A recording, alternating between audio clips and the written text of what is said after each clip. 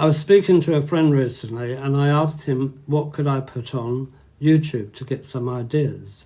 And he said you could put Zacchaeus on there. I said to him, who is Zacchaeus? Because I didn't know. And now I know, he told me.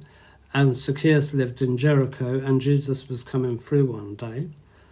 And I will be putting more stuff on YouTube, but now I'm going to read Luke 19, the New International Version, Zacchaeus the tax collector. Jesus entered Jericho and was passing through. A man was there by the name of Zacchaeus. He was a chief tax collector and was wealthy.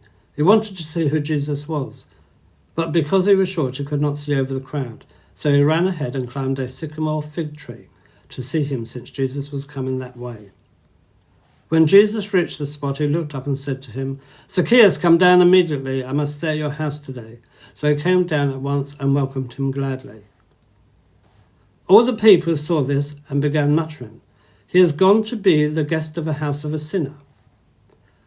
But Zacchaeus stood up and said to the Lord, "Look, Lord, here I am now. I give half of my possessions to the poor, and if I have cheated anybody out of anything, I will pay them back 4 times the amount."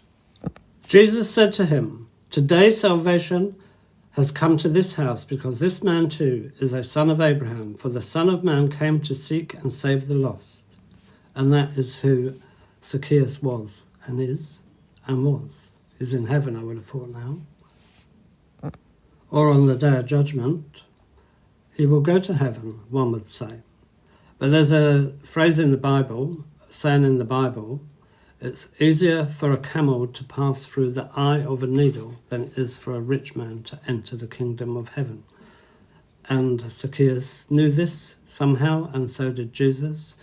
And he said, "You can have everything, Lord."